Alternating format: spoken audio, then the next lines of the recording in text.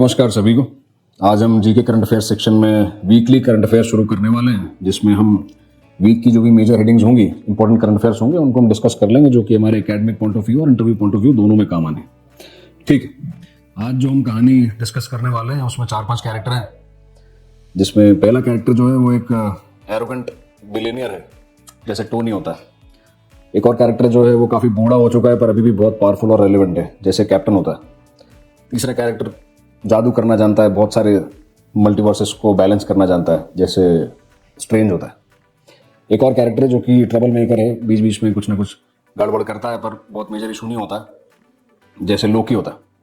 और इन सबके अगेंस्ट में कॉमन एनिमी है जो कि एक चुटकी में बहुतों का नुकसान कर सकता है। आज हम एवेंजर्स की बात नहीं कर रहे हैं, रिसेंटली चाइना में हुई शंघाई कोऑपरेशन SCO मीट की बात कर रहे हैं, जो कि यूएस ने जो भी टैरिफ पॉलिसी नई लॉन्च की है उसके रिएक्शन में की गई है। यहाँ पे जो 3 पावर्स हैं, इंडिया, रशिया और चाइना, जो कि ईस्टर्न ब्लॉक को रिप्रेजेंट करते हैं, वो SCO को जो यूएस की टैरिफ पॉलिसी है उसके अगेंस्ट में हेजिंग करने के लिए भी यूज कर सकते हैं।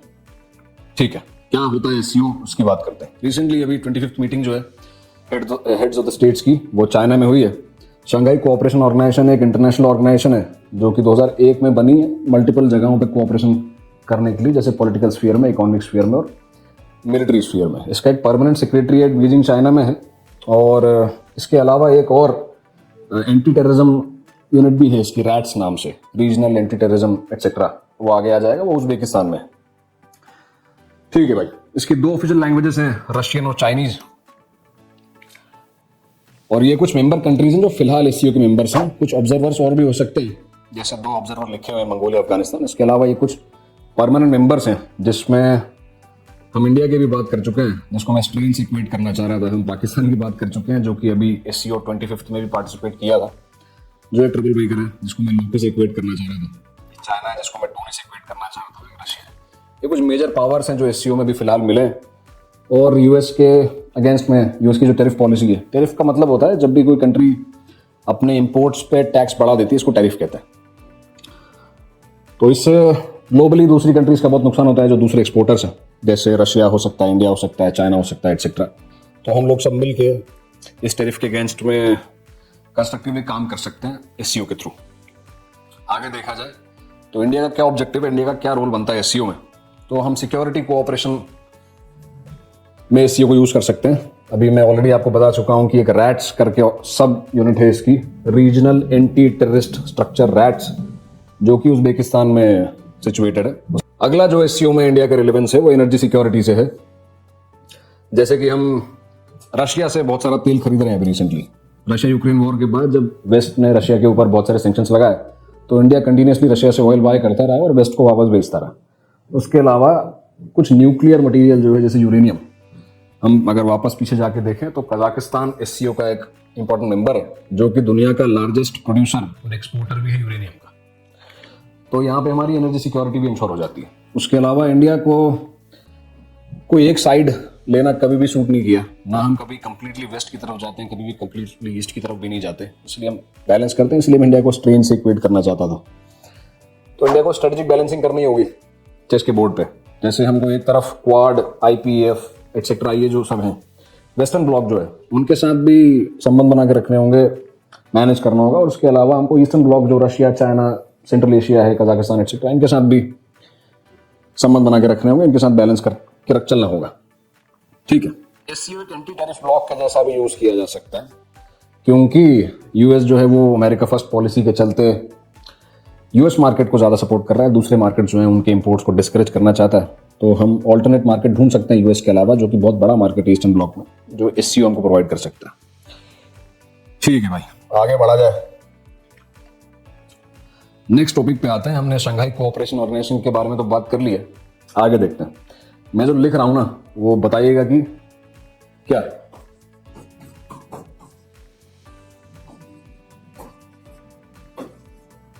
ये फर्स्ट लिख देता हूं मैं, फिर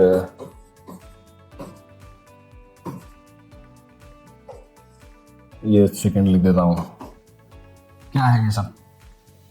क्या मैंने कुछ सेंसिबल बात लिखी है कि कुछ बकवास लिखा हुआ है बोर्ड पे? असल में मैं वोटर्स के नाम लिख रहा हूँ जो रिसेंटली एलिगेशंस लगे हैं इलेक्शन कमीशन के ऊपर कि बहुत सारे वोट्स जो हैं वो फेक डाले जा रहे हैं, या फिर वोटर लिस्ट जो है उसका एक इंटेंसिव रिवीजन होना चाहिए। ये भी न्यूज़ में आ रहा है रिसेंटली। तो आप न्यूज़ देखेंगे तो आपको समझ में आएगा कि रिसेंटली कई सारे फेक वोट्स शायद डाले गए होंगे। इस बात पे ऑपोजिशन पार्टीज ने कई सारे एलिगेशंस लगाए हैं प्रेजेंट रूलिंग पार्टी के ऊपर। इस वजह से इलेक्शन कमीशन और वोटर लिस्ट जो है वो उनकी इरेगुलरिटीज न्यूज़ में बताया गया है कि डेमोक्रेसी जो है उसके हार्ट में इलेक्शंस होते हैं। बिना इलेक्शन डेमोक्रेसी का कोई सेंस नहीं है। और इलेक्शन कमीशन ऑफ इंडिया जो है यहाँ पे आपको लोगों भी देखने मिल जाएगा, उसकी जिम्मेदारी होती है कि वो फ्री, फेयर और रेगुलर इलेक्शंस कंडक्ट कराए। इन तीनों में से कोई एक भी चीज गिरती है तो डेमोक्रेसी खत्म हो जाती है। इलेक्शन फ्री, फेयर, रेगुलर तीनों एक साथ नहीं होना चाहिए, और ये जिम्मेदारी इलेक्शन कमीशन ऑफ इंडिया की होती है जो कि एक ऑटोनोमस कॉन्स्टिट्यूशनल बॉडी है। ठीक है, बताया गया है कि वोटर लिस्ट काम कैसे करती है। तो इलेक्शन कमीशन ऑफ इंडिया खुद ही वोटर लिस्ट बनाती है। फॉर एग्जाम्पल, मैं अगर 18 साल या 18 साल से ज़्यादा का हूँ, यूनिवर्सल एडल्ट फ्रेंचाइज के कैटेगरी में फॉल करता हूँ और इंडियन सिटीजन भी हूँ, तो मैं वोट कर सकता हूँ। अगर मैं ये क्राइटेरिया मीट करता हूँ तो मैं इलेक्शन कमीशन के थ्रू वोटर लिस्ट में अपना नाम दर्ज करा सकता हूँ, वोटर आईडी बना सकता हूँ और वोट डालने जा सकता हूँ। ठीक है भाई, तो ये सारा इलेक्शन का तामझाम जो है वो इलेक्शन कमीशन ऑफ इंडिया संभालता है। थोड़ा सा इलेक्शन कमीशन ऑफ इंडिया के बारे में भी जान लेते हैं कि ये है क्या और करता क्या है। ये कॉन्स्टिट्यूशनल बॉडी है। इसका मतलब है कि ये अलग से नहीं बनाया गया बॉडी है। ये आज़ादी के बाद जब हमने कॉन्स्टिट्यूशन बनाया 1949 में, तभी हमने कॉन्स्टिट्यूशन में इंक्लूड कर लिया था इलेक्शन कमीशन ऑफ इंडिया को। काफ़ी पावरफुल बॉडी होती है, एक ऑटोनोमस इंस्टीट्यूशन होता है जो कि गवर्नमेंट के इंटरफेरेंस बिना फियर और फेवर के काम करता है। करना चाहिए। ठीक है, क्या क्या कराने की जिम्मेदारी होती है किन किन इलेक्शंस की? तो लोकसभा इलेक्शंस जो हर 5 साल में होते हैं, डायरेक्टली होते हैं, और जनरल इलेक्शंस। राज्यसभा इलेक्शन जो कि इनडायरेक्टली होते हैं पर कराता है इलेक्शन कमीशन ऑफ इंडिया। ये स्टेट असेंबलीज के जो हर राज्य में होते हैं, मध्य प्रदेश, छत्तीसगढ़, बिहार, उड़ीसा एटसेट्रा, सारे स्टेट्स में जो इलेक्शंस होते हैं वो भी एमएलएज के जो इलेक्शंस होते हैं, लेजिस्लेटिव असेंबलीज के, वो भी इलेक्शन कमीशन ऑफ इंडिया ही कराता है। उसके अलावा प्रेसिडेंट और वाइस प्रेसिडेंट, ये 2 बड़े इंपॉर्टेंट ऑफिसर्स हैं, इनके इलेक्शंस भी इलेक्शन कमीशन ऑफ इंडिया की ही जिम्मेदारी होती है। क्या छूट गया यहाँ पे?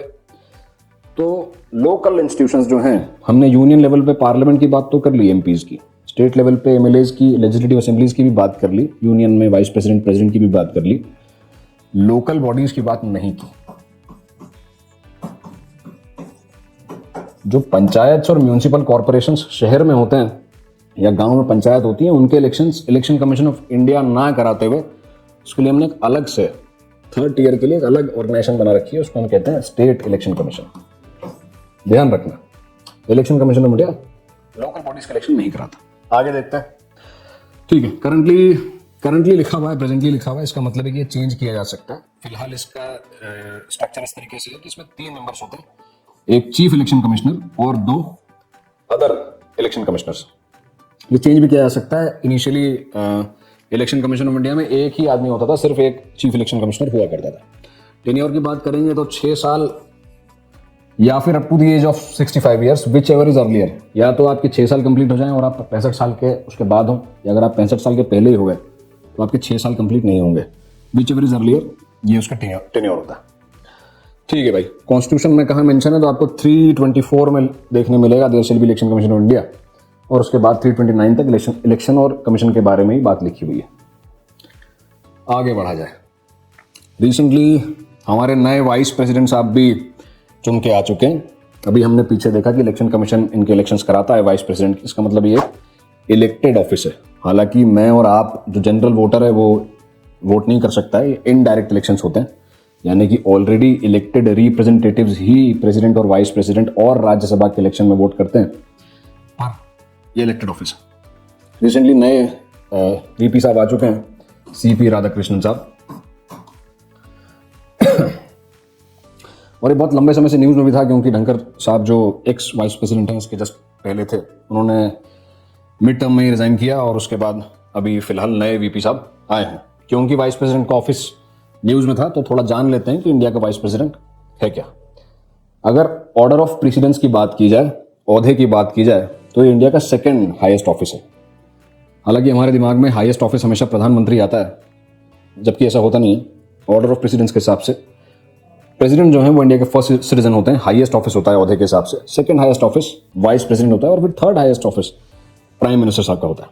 ठीक है, तो ध्यान रखिएगा कि ये सेकंड हाईएस्ट ऑफिस है और एक कॉन्स्टिट्यूशनल ऑफिस है। ऑलरेडी कॉन्स्टिट्यूशन में मेंशन है इस ऑफिस का।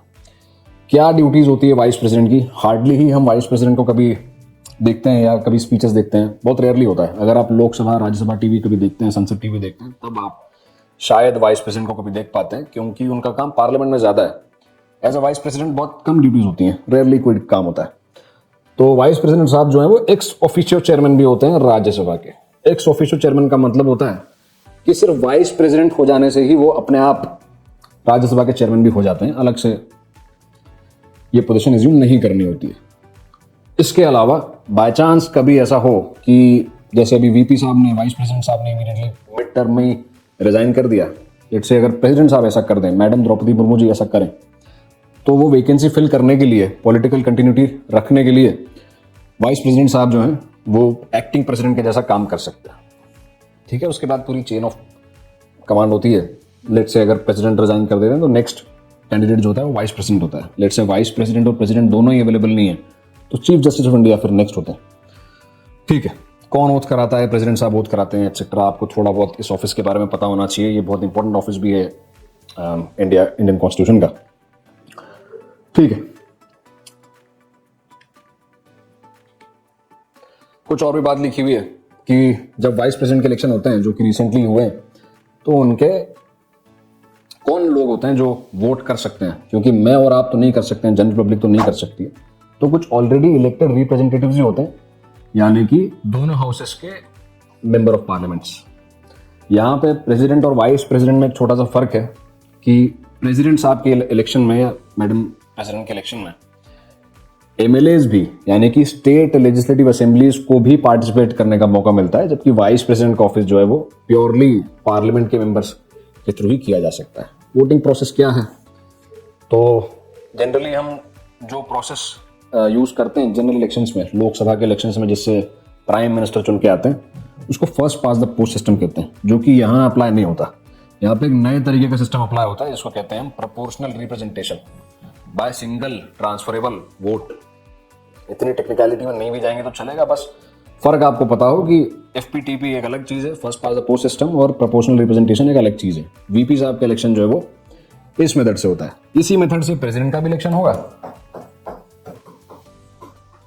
और इसी मेथड से राज्यसभा के मेंबर्स का भी इलेक्शन होगा।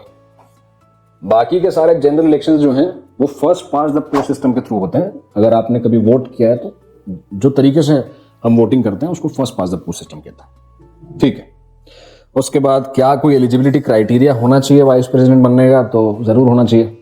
हमने कोई एजुकेशन क्वालिफिकेशन तो मेंशन नहीं की है कॉन्स्टिट्यूशन में, पर कुछ प्री रिक्विजिट चीजें हैं, जैसे कि आपको इंडियन सिटीजन होना बहुत जरूरी है, और उसके अलावा अगर आप एटलीस्ट 35 ईयर्स ऑफ एज के हैं और राज्यसभा के मेंबर बनने के एलिजिबल हैं तो आप वाइस प्रेसिडेंट का चुनाव लड़ सकते हैं।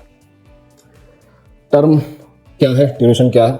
तो ये प्रेसिडेंट के थ्रू अपॉइंट होते हैं और जितना टर्म प्रेसिडेंट सर्व करते हैं उतना ही टर्म ये भी सर्व करता है, 5 साल का। ये प्राइम मिनिस्टर की तरह लेजिस्लेचर में मेजॉरिटी बनाए रखने पे डिपेंडेंट नहीं है।